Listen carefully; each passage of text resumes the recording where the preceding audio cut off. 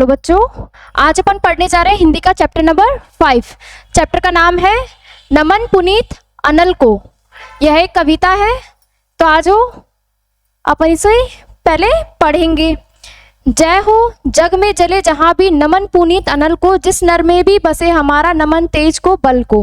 किसी व्रंत पर लिखे विपिन में पर नमस्य है फूल, सुधी खोजते नहीं गुणों का आदि शक्ति का मूल। ऊंच नीच का भेद न माने वही श्रेष्ठ ज्ञानी है, दया धर्म जिसमें हो सबसे वही पूज्य प्राणी है। क्षत्रिय वही भरी हो जिसमें निर्भयता की आग, सबसे श्रेष्ठ वही ब्रह्मांड है हो जिसमें तप त्याग।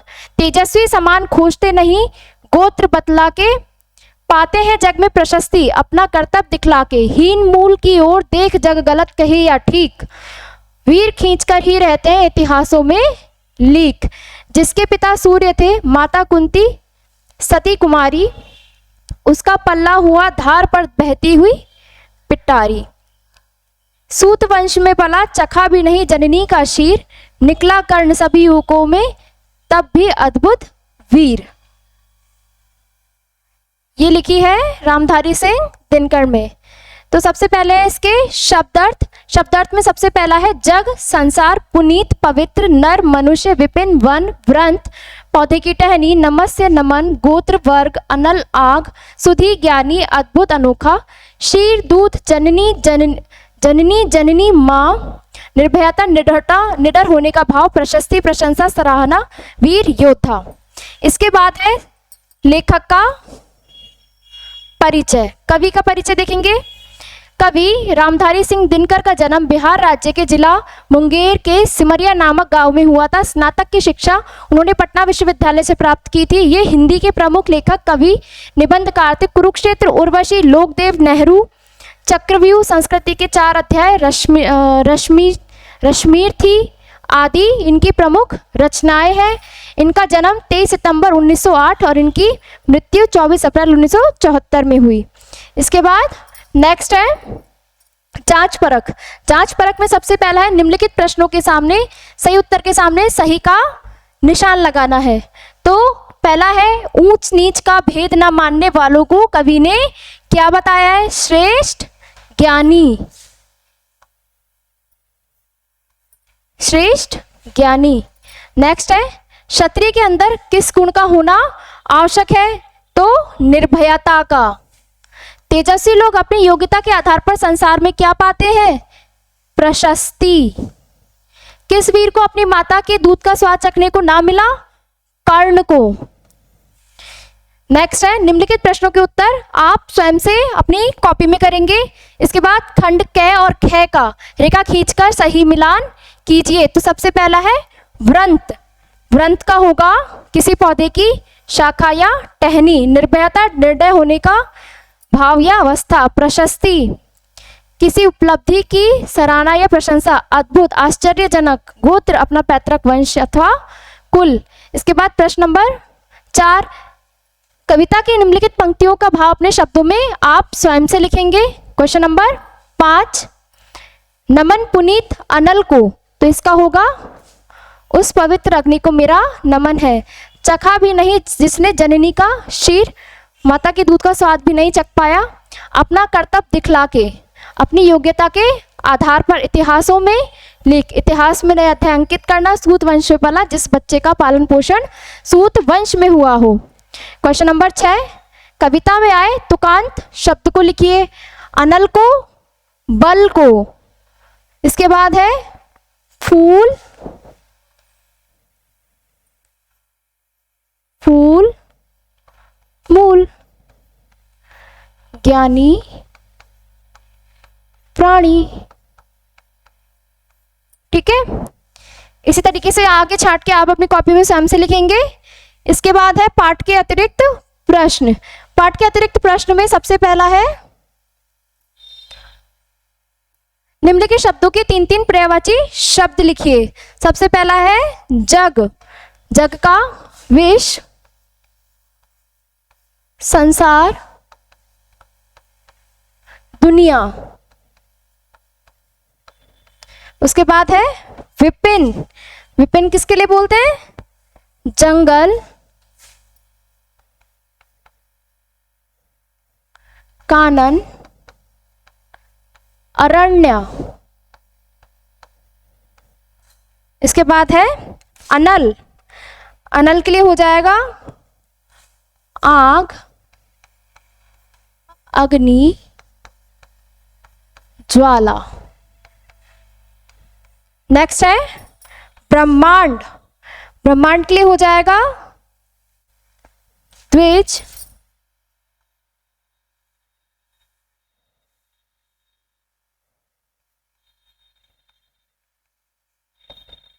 द्विज, भूदेव, विप्र। नेक्स्ट है जननी। जननी के लिए हो जाएगा माता, अम्बा, मात्र। इसके बाद है सूर्य। सूर्य के लिए सूरज, रवि, भास्कर, दिनकर भी कहा जाता है। पिता, पितृ, तात, जनक। इसके बाद नेक्स्ट है निम्नलिखित अनेकार्थी शब्दों के अर्थ लिखकर उनको वाक्य में प्रयोग कीजिए। तो अर्थ बताती हूँ और वाक्य में आप प्रयोग करेंगे इनका, ठीक है। तो सबसे पहला है जग, संसार। एक जग होता है क्या? बर्तन।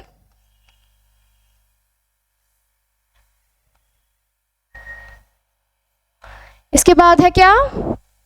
मूल, मूल्य। और एक जड़।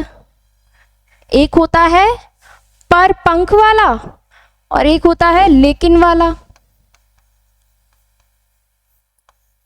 पंख, एक होता है कर्ण, कान, और एक कर्ण होता है कुंती का पुत्र।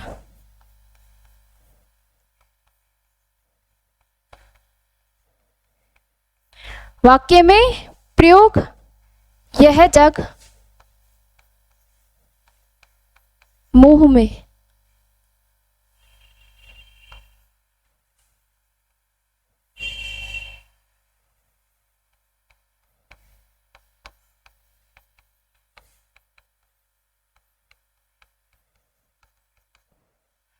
बर्तन, हमें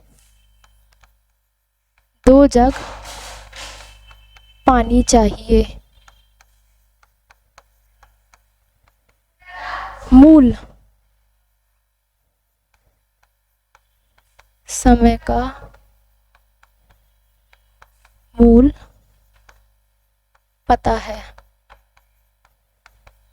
एक होता है जड़, पौधे की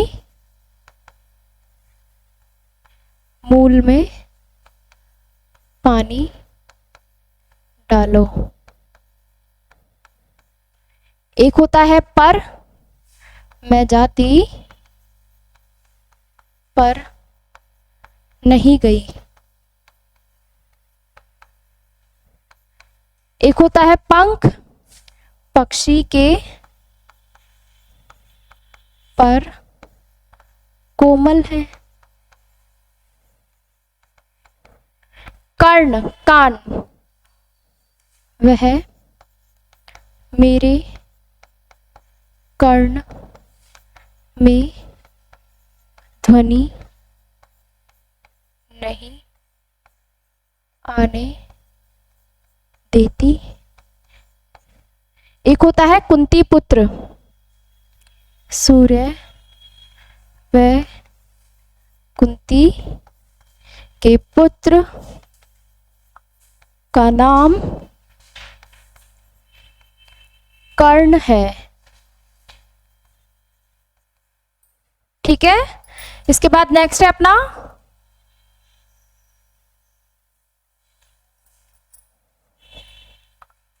निम्नलिखित शब्दों के विलोम शब्द लिखने हैं। तो सबसे पहला है गुण। गुण का अवगुण, वीर का कायर, धर्म का अधर्म, श्रेष्ठ का अधम या नीच। इसके बाद है क्या नेक्स्ट,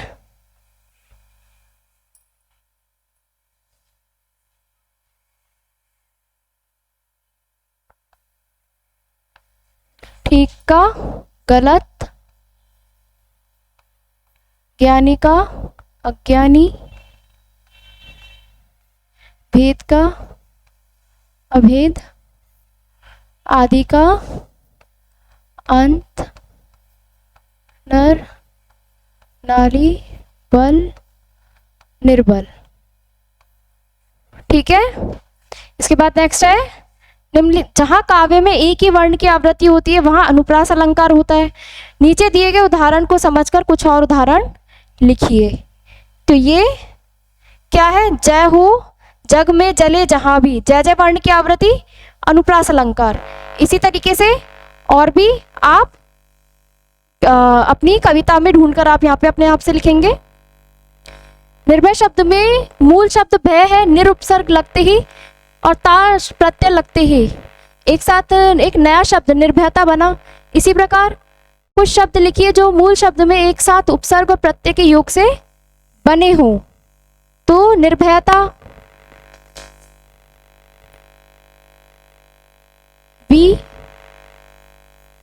विज्ञानता,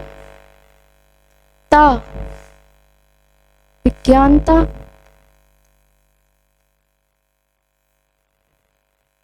निर्दयता,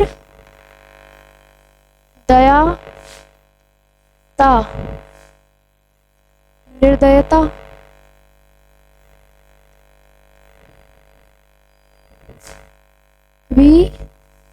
विपक्षता, विपक्षता,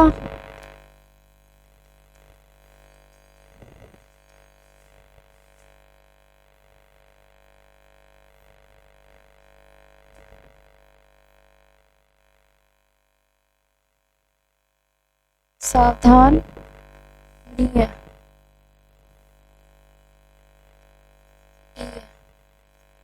असावधानीय,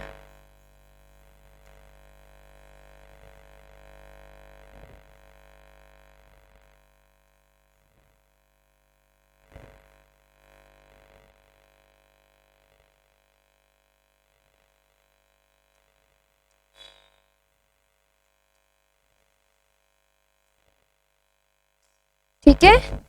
इसके बाद निम्नलिखित शब्दों के तत्सम रूप लिखिए।